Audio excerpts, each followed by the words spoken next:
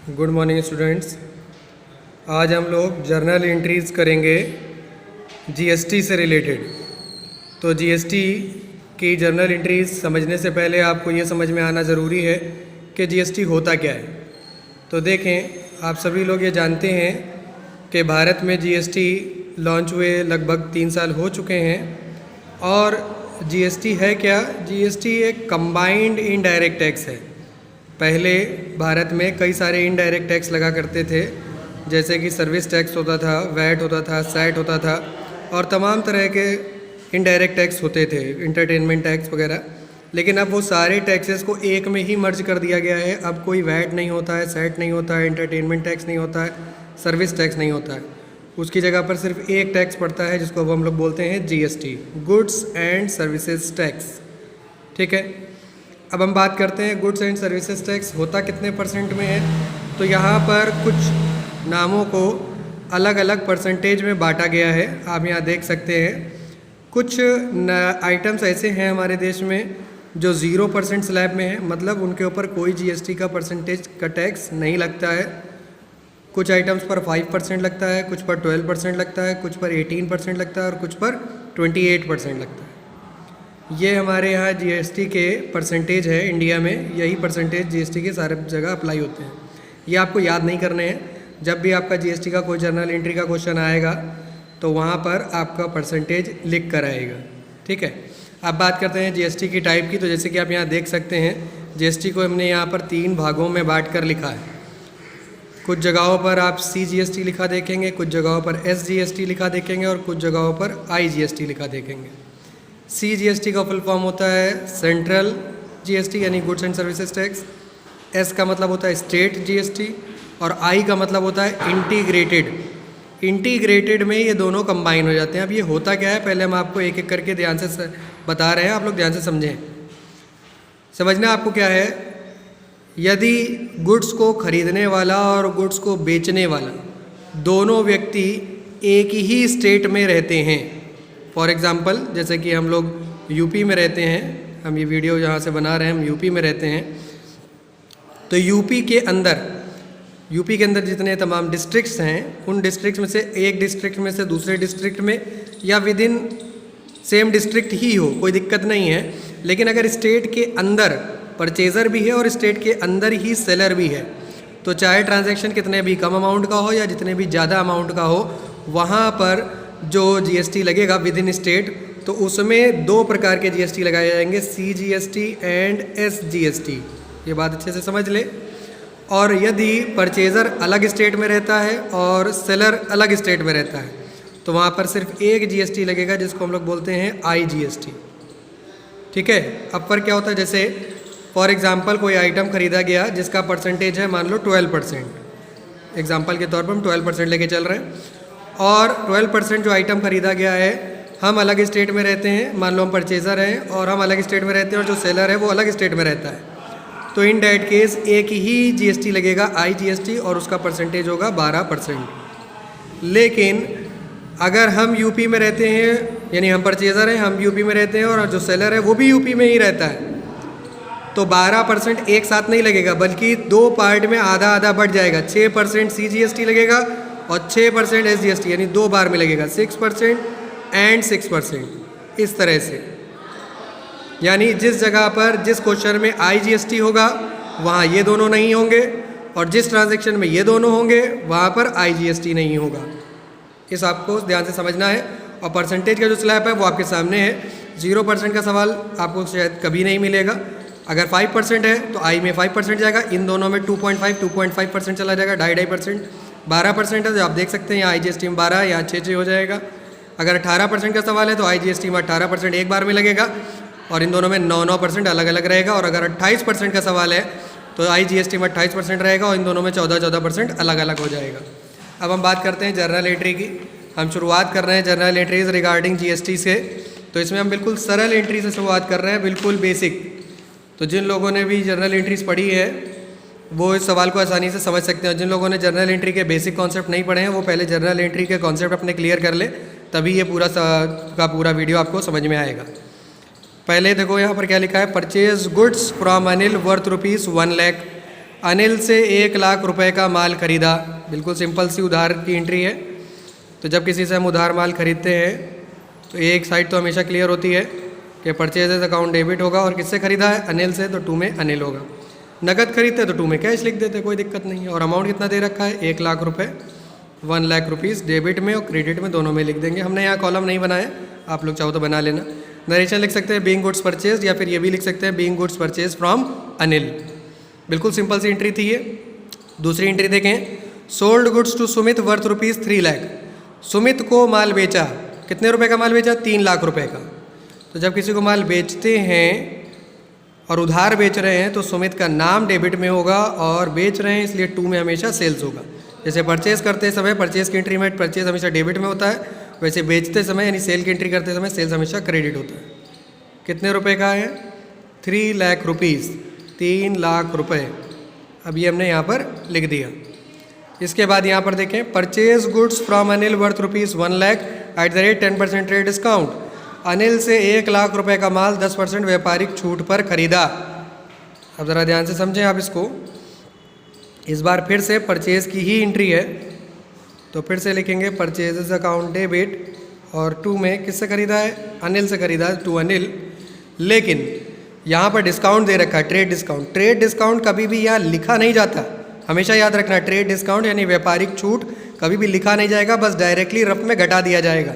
अब समझो यहाँ क्या करना है, 1 लाख रुपीज़ का ट्रांजैक्शन है और उस पर 10% ट्रेड डिस्काउंट घटाना है। तो रफ में कहीं पर 1 लाख रुपए लिखो, 1 लाख का 10% निकालो। 1 लाख का 10% कितना आएगा? 10,000, 10,000 रुपीज़। तो 1 लाख का 10% हो गया 10,000। 1 लाख में से 10% आपने लेस कर दिया, रिमेनिंग अमाउंट बचा 90,000। 1 लाख में से 10,000 घटाने के बाद 90,000 आ गया। अब ये एंट्री आप लिख देंगे। नरेशन हो जाएगा being goods purchased from Anil, या being goods purchased from Anil at the rate 10% trade discount. ये हो गया आपकी ट्रेड डिस्काउंट की एंट्री। अब यहाँ पर देखो, सेल करते समय अगर ट्रेड डिस्काउंट आए तो क्या करेंगे? Sold goods to Sumit worth ₹3 lakh at the rate 5% trade discount. Sumit को 3 लाख रुपए का माल 5% व्यापारिक छूट पर बेचा। देखो कहानी सेम टू सेम वही है, बस इस बार एंट्री सेल्स की है। तो सुमित डेबिट हो जाएगा और 2 में लिखेंगे टू सेल्स अकाउंट।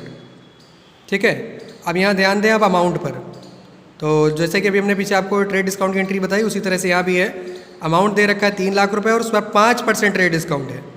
तो पहले तो रफ में आप 3 लाख का 5% निकालें। तो 3 लाख का 5% कितना आएगा? 15,000, 15,000 रुपये। 3 लाख में से 15,000 लेस करते हैं, कितना बचेगा बेटा? 2,85,000 रुपये, यानी 2,85,000 रुपीज़। ये आप यहाँ पर लिख देंगे। अब यहाँ पर हमने आपको ट्रेड डिस्काउंट समझाने के लिए 4 एंट्रियाँ बताई। अब आती है जीएसटी की एंट्री। जीएसटी की एंट्री ज़रा आप देखें। जीएसटी की एंट्री में बोला गया है purchase goods from Anil worth ₹1 lakh, जिसमें CGST है 6% और SGST है 6%।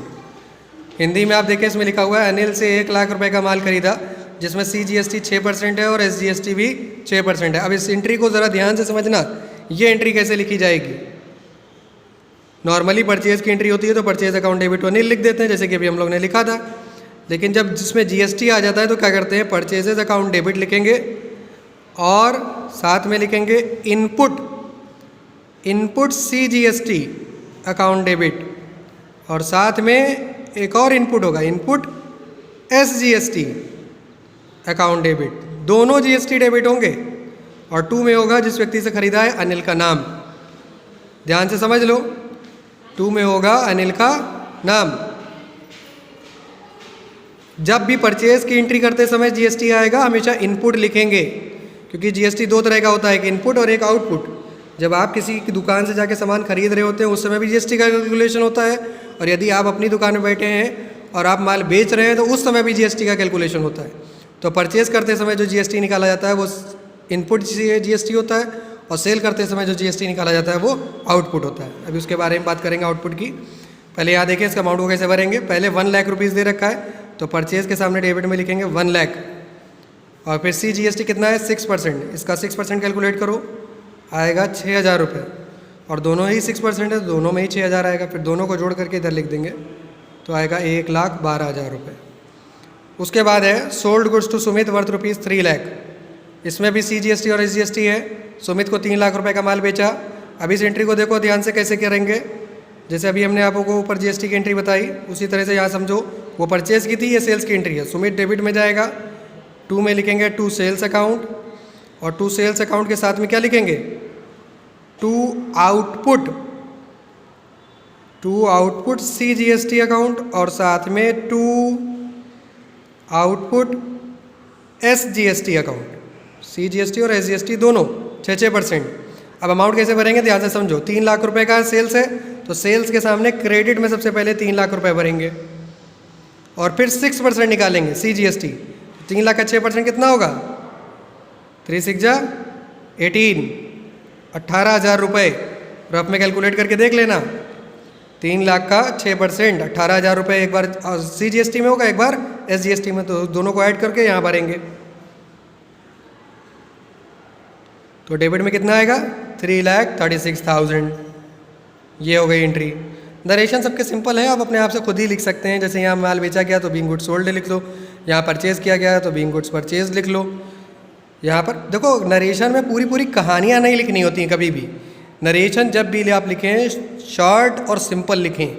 इतना नरेशन लिखें कि आपको नरेशन साफ साफ समझ में आ रहा हो और साफ साफ आप टीचर को बता सकें कि आपने क्या लिखने की कोशिश की है। अब यहाँ देखें, इस बार हमने आउटपुट में और इनपुट में यानी परचेज करते समय और सेल करते समय आपको 2 GST बताए थे। जब विद इन स्टेट होता है तो ये इस तरह का ट्रांजैक्शन होगा। जब आउटर स्टेट होगा यानी एक स्टेट दूसरे स्टेट में तो सिर्फ एक GST लगेगा, IGST। और IGST की एंट्री कैसे होगी, परचेज की एंट्री हम लोग एक लिख के देखते हैं। ये है क्वेश्चन आपका, अनिल से खरीदा 1 लाख रुपए का माल और 12% IGST। तो एंट्री क्या होगी, एंट्री हो जाएगी परचेजेस अकाउंट डेबिट और साथ में होगा इनपुट। परचेज है तो इनपुट होगा और लिखेंगे IGST अकाउंट, और 2 में होगा अनिल। और अमाउंट कितना दे रखा है बेटा, 1 लाख रुपए। परसेंटेज कितना आपको लगाना है, 12%। 1 लाख का 12% 12,000, जोड़ करके टोटल 1,12,000। अब यहाँ देखो sold goods to Sumit worth rupees 3 lakh, जिसमें IGST 12% है। तो इसमें एंट्री क्या होगी, सुमित डेबिट में जाएगा और 2 में लिखेंगे टू सेल्स अकाउंट, और सेल्स करते समय जब GST आता है तो उसको किस नाम से लिखते हैं बेटा, आउटपुट के साथ में लिखते हैं। और यहाँ इंटीग्रेटेड है यानी I है तो IGST अकाउंट होगा। 2 बार नहीं लिखेंगे, सिर्फ एक ही बार लिखेंगे। CGST SGST 2 बार हो जाता है ना, इसलिए बोल रहा है। सेल्स कितने रुपए का है बेटा यहाँ पर इस एंट्री में, इस ट्रांजैक्शन में 3 लाख रुपए की सेल्स है तो हमने 3 लाख लिख दिया और उसमें 12% IGST लिखेगा। तो 12 3 36, 36,000 रुपये का हो जाएगा। अब इनको ऐड करके डेबिट में लिखेंगे तो 3,36,000। अब यहाँ देखो इस एंट्री को ध्यान से समझो। इस एंट्री में बोला गया है purchase goods from Anil worth rupees 1 lakh, 10% trade discount, CGST 6%, SGST 6%। Anil से 1 लाख रुपए का माल खरीदा है, वो भी 10% व्यापारिक छूट पर है और उसमें GST भी है, CGST और SGST। अब एंट्री कैसे होगी, देखो बेटा एंट्री तो वैसे ही होगी जैसे अभी हमने आपको बताई थी। परचेजेस अकाउंट डेबिट GST वाली, इनपुट CGST अकाउंट डेबिट और साथ में इनपुट SGST अकाउंट डेबिट। किससे खरीदा गया है, अनिल से, तो 2 में अनिल ही रहेगा। अब ध्यान दो इसमें कैलकुलेशन कैसे होगा। कैलकुलेशन ऐसे होगा कि जब भी ट्रेड डिस्काउंट होता है तो उस ट्रेड डिस्काउंट को हम लोग लिखते नहीं, डायरेक्ट घटा देते हैं। तो 1 लाख का 10%, अभी हम आपको पिछले की एंट्री में बता चुके हैं, 1 लाख का 10% होगा 10,000। तो 1 लाख में 10,000 घटा देंगे, बचेगा कितना, 90,000, 90,000 रुपये परचेज के सामने डेबिट में लिखेंगे। तो अब जो GST लगेगा 6%, वो 1 लाख पे नहीं लगेगा, 90,000 पे लगेगा। तो 90,000 का 6% निकालें, कितना आएगा,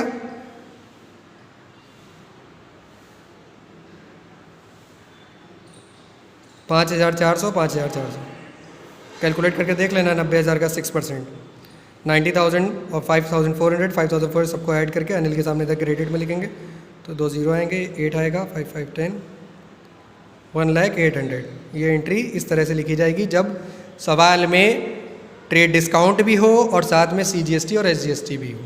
ये परचेज़ के लिए होगा, सेम इसकी अपोजिट सेल्स के लिए हो जाएगी।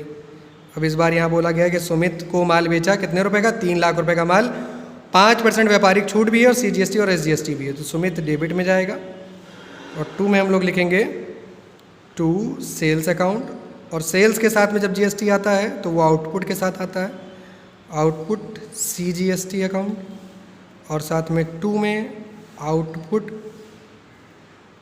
SGST account. सेल्स कितने की बेटा? 3 लाख की, लेकिन हम पूरा 3 लाख नहीं लिखेंगे यहाँ। 3 लाख में 10% ट्रेड डिस्काउंट भी तो है, तो 3 लाख का 10% ट्रेड डिस्काउंट पहले हटाओ। तो 3 लाख का 10% ट्रेड डिस्काउंट अगर हम हटा दें तो कितना बचेगा? 3 लाख का 10% होता है 30,000। 3 लाख में 30,000 निकल गया तो सेल्स कितने की बची? 2,70,000। 2,70,000। अब 2,70,000 का 6% निकालो, कितना आएगा? तो 2,70,000 का 6% अगर हम कैलकुलेट करें तो बेटे को बेटा आएगा 0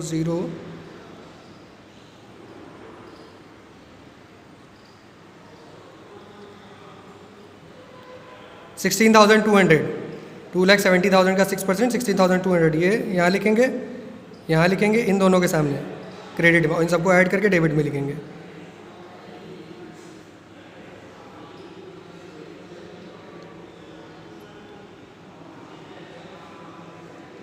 तो ये आपकी एंट्री हो गई कंप्लीट। आई होप कि आप सब लोगों को ये जीएसटी का इंट्रोडक्शन जर्नल एंट्री में समझ में आया होगा। अगर आप लोगों को ये वीडियो समझ में आया हो, अच्छा लगा हो, तो आप लोग इस वीडियो को लाइक करें। चैनल पर नए हों तो चैनल को सब्सक्राइब करें, और भी लोगों तक इस वीडियो को पहुंचाने के लिए अलग अलग सोशल नेटवर्किंग साइट्स पर इसको शेयर करें।